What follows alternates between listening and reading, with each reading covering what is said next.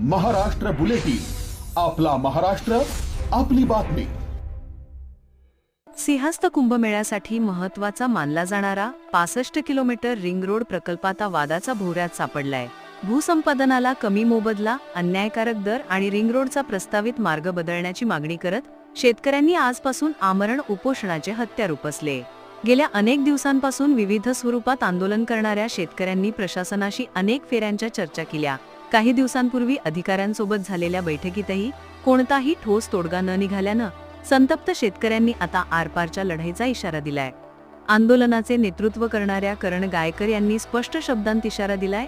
अनेक दिवसांपासून शेतकरी आपल्या 4-5 मागण्यांवरती शासनाकडे पाठपुरावा करताय।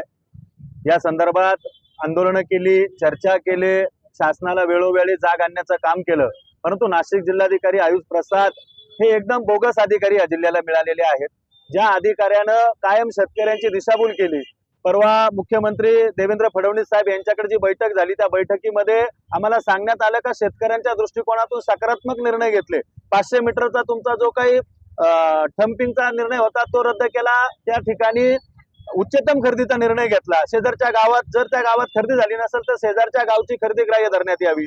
त्याचबरोबर अलाइनमेंट बदलाचे संकेत देवेंद्र फडणवीसांनी दिले की जिथे समांतर राष्ट्रीय महामार्ग, राज्य महामार्ग जात असेल त्या ठिकाणी समांतर हा हायवे नेऊ नका।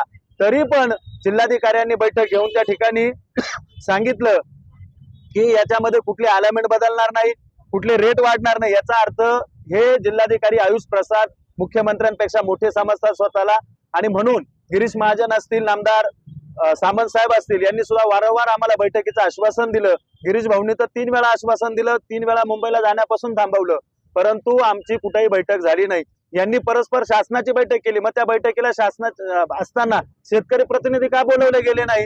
हा सगळा गौडबंगाल आहे। जोपर्यंत आमच्या 4-5 मागण्या मान्य होत नाही तोपर्यंत हे आमरण उपोषण संपणार नाही।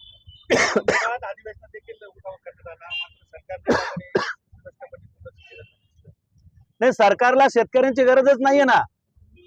हे सरकार शेतकऱ्यांच्या हिताचं नाहीच आहे। आपण कृषी प्रधान देश म्हणायचा आणि तिथं शेतकऱ्यांना अन्याय करायचा, ही भूमिका या राज्यकर्त्यांची जर असेल तर शेतकरी सुद्धा आता संघर्षाला तयार आहेत। आज आम्ही या ठिकाणी हे आमरण उपोषण का करतोय तर आम्ही संविधानिक डॉक्टर बाबासाहेब आंबेडकरांनी घटनेत जो आम्हाला अधिकार दिलाय त्या अधिकारवाणीने करतो। आणि मागण्या काय हो, ज्या यांना मान्य करण्यासारख्या आहेत? उच्चतम दर द्या,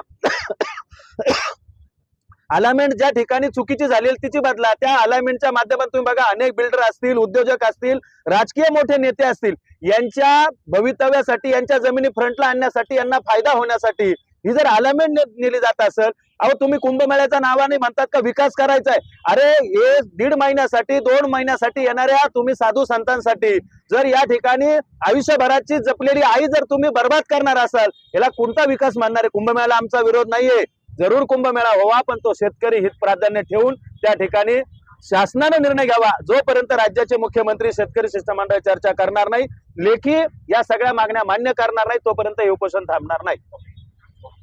एकीकडे सिंहस्थ कुंभमेळ्याच्या तयारीसाठी रिंग रोड प्रकल्प अत्यंत महत्त्वाचा मानला जात असताना दुसरीकडे भूसंपादनावरील वाढता विरोध प्रशासनासाठी मोठी डोकेदुखी ठरत आहे। शेतकऱ्यांच्या आंदोलनामुळे प्रकल्पाच्या कामावर परिणाम होण्याची शक्यता व्यक्त केली जात आहे। महाराष्ट्र बुलेटिनसाठी रमेश साबळे, नाशिक। महाराष्ट्र बुलेटिन, आपला महाराष्ट्र, आपली बातमी।